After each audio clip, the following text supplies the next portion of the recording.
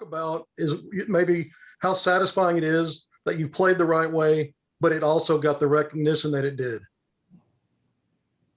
Yeah, I'm happy that I was able to play the right way and also get the recognition, because a lot of times that can go unnoticed. Like I get often did in high school, but it's just a testament to the fact that the right people know real basketball.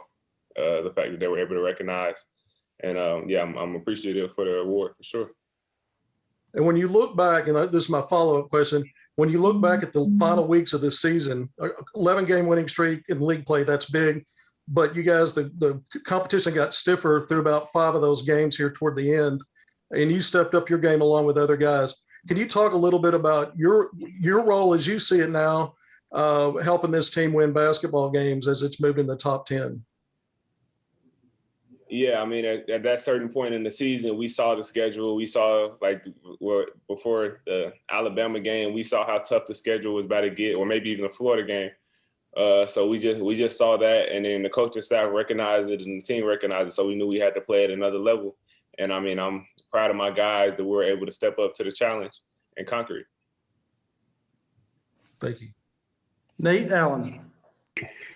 Moses, just as far as playing either Mizzou or Georgia, just kind of what are your memories of those 2 games, and just what do you look for on Friday night from them?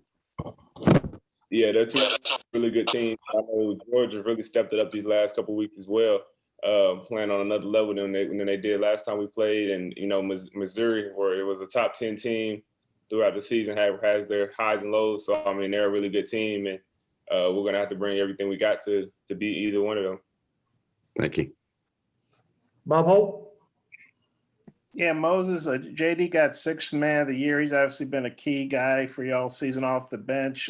What do you think of his season? What do you think of a guy who, my guess is he probably would like to start like most everybody, but he's embraced that role coming off the bench? Yeah, that says a lot about him, that he's able to embrace that role and then come out every game and give us what he does. I mean, he's completely deserving of the award, I think. Just a guy that could be a starter on a team and is willing to come off the bench and do what he does. That's just amazing. And Eric Musselman talked earlier in the year. I think he was a little frustrated by JD's shot selection at times, and maybe wanted him to pass the ball more and play better defense. And it seems like he's doing all those things now. He's shooting better. He's playing really good defense, and he's being more of a playmaker for you guys. What have you thought about? What have you seen from his game? How it's evolved from back in November to now? Yeah, I mean, in the beginning of the season, like I've said all season long, it's just finding your role. Everybody's trying to find a role on the team. Even what Kevin said earlier about a lot of role players don't get the recognition. The point that I'm making is that everybody's a role player. LeBron's a role player. KD's a role player. It's just that everybody has a different role on their team. So by the end of the season, I think everybody's really finding their roles, and him specifically, he found a way to help the team win, and that's what he's done. We really haven't asked you about that this year, but you're listed as an NBA first-round pick, lottery pick. I know Mike runs that in your bio, what all the draft sites say about you. So, your life's probably getting ready to change here for the better in not too many more, I guess a few months whenever the draft is. But have you even given any thought to that?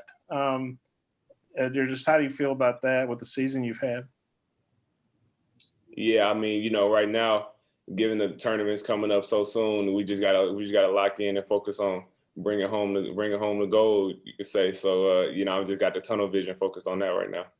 Okay, I got a couple more. If time allows, I'll give it back to Mike. Thanks, Moses. No problem. Curtis. Hey, Moses, this is the time of year where you start hearing people say that certain teams are built to win in March, and a lot of folks have said that about you guys. What do you think makes this team fit into that category? I mean, we've been preparing for it all year. Coach has done certain things in practice because he just preparing to make a deep tournament run. He said over even in the beginning when we weren't winning as many games, it's just that we got the older guys, we got the vets, we got guys that's played in the tournament before. Young guys, just like everybody's been saying, we got a good mesh of all different aspects and components that we would need to make a deep tournament run. So yeah, I think we're built for it. And then, obviously earning that double bye in Nashville is an advantage. but it does leave you not knowing for sure who you're going to play until the night before. I know that you're doing a little bit of prep on both teams, but I'm just curious, how do you approach that from maybe a mental preparation standpoint when you're not really sure who you're going to play until the night before? Well, I mean, I'm still a young guy, so I'm coming out of AAU ball and tournaments like that. So we played two, 3 games in a day, and you know how those tournaments can go. You don't know who you're going to play the next games, and you might not even know until you come to the gym. So I just have that mentality still, because I haven't really transitioned into being a vet in college or anything. Just that being just last year. So me personally, it really doesn't make a difference to me. I'm ready to play whoever steps out on the floor. Scotty.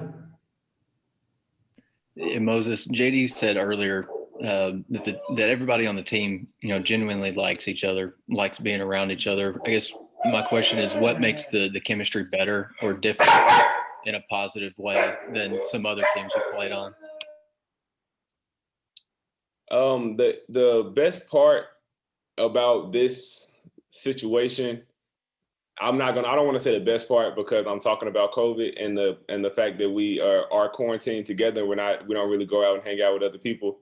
I don't want to call that the best part, but that makes it to where we're forced to be around each other. And when you're around some cool guys all the time, then you're forced to build that relationship. Hutch. Yeah, Moses, I know a lot of fans and everybody were kind of upset that you weren't the SEC Player of the Year. Did you have any reaction to that? Did you feel like you maybe deserved that award, or does it, add a little chip to your shoulder that you didn't get it? I mean, I got a lot of respect for the league and the players that are able to play at a high level each and every night in this league. So, I mean, I wouldn't want to take anything away from anybody that was obviously deserving of it. I'm not sure about the decision-making process or anything, but I mean, just someone that can play at that level. I mean, I'm honored to be named, to be mentioned amongst the top of the league and players of that caliber. So, I mean, I just got a lot of respect for the game and everyone in it. Randy. Moses, since we're talking about awards, one of the teams that I'm kind of surprised that an Arkansas player was left off, and that's the all-freshman team, and Devo Davis. Talk about how you've seen Devo's game evolve over the year. And then, of course, the other one that is Justin Smith, who was not named either to the first or second team All-SEC. Talk about Justin's game and how much he's made an impact on this team. Yeah, I mean, I guess Justin's impact on the team goes without saying, given our record with and without him. When he came back after the Alabama game, we haven't lost the SEC game since.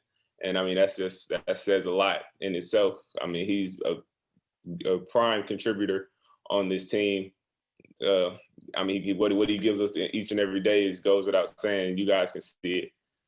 So, I mean, that is what it is. And again, I don't know what goes all into the decision-making process behind closed doors. But, yeah, I mean, I feel like he definitely could have been there, should have been there. Same with Devo.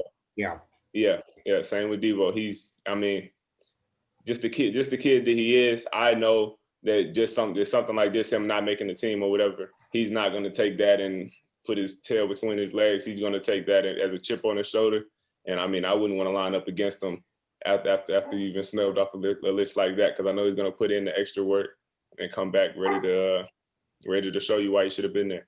Well, you almost answered my next or final question. That was, do you think the team as a whole will take this slight for Devo and Justin and use that as motivation?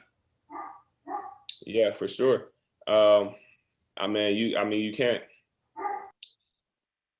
can't control life. All you can control is how you react to it, your reaction to life. So, I mean, the situations, what others do that affects you, you can't really control that, but it's all about how you respond to it. And I feel like we're just gonna take it up another level. Bob, follow up. Yeah, Moses. I think it was Steve Sullivan or somebody tweeted out the other day. Moses 56 points last 2 games, 0 turnovers. And then I looked up in the last 4 games, you only had 2 turnovers. A lot of guys who handle the ball as much as you do, they're going to have 2, 3 turnovers a game, and people live with it because of all the other stuff. What's been the key to not turning the ball over hardly at all? I mean, it's been a focus. It's been a focus for me, just playing more efficient, and in that aspect. I mean, coach been preaching that all year.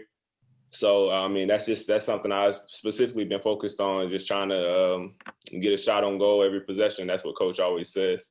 So just really buying into his coaching philosophy. And then, Arkansas, for all its success historically, has only won the SEC tournament once. That was in 2000. Were you aware of that? Because you weren't born then, I don't think, probably. What do you think about that? And it would winning the SEC tournament mean a lot to you guys? Or, yeah, you're already in the NCAA tournament. You probably got a 3 seed. I don't know if you can play your way into a 2 seed. I don't know how all that works, but you're going to be a high seed. You're going to be in the tournament. What's the motivation for the SEC tournament for you guys? I mean, we're on a win streak. So, I mean, we wouldn't want to end that anytime soon. And, I mean, we're competitors. So every time we step on the floor, we're trying to win. And I mean, we're making history this way anyway, so we might as well go and get another tournament in. And with the voting, the SEC office stuff, the conference puts out, the coaches vote on that, and then the AP's media. I know Herbert Jones, who's a fine player and all that. He had 5 votes for Player of the Year to year 4. You guys were 1, 2 in the media voting. Hearing that, I don't know. He's a senior. His stats aren't quite as good as yours overall. What do you think about that? Hearing it was a 5-4 vote.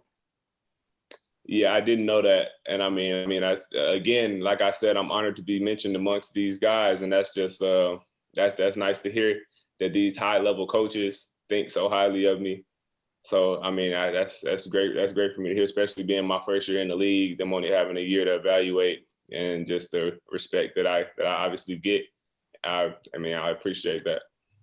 And then if you guys play Missouri Friday, that'll be sort of the rubber match because you both beat each other. And obviously Justin missed the first game and then Tillman for them missed the second game. What would you think about kind of the rubber match against Mizzou? And then if Smith and Tillman finally get to play, what would you think of that matchup?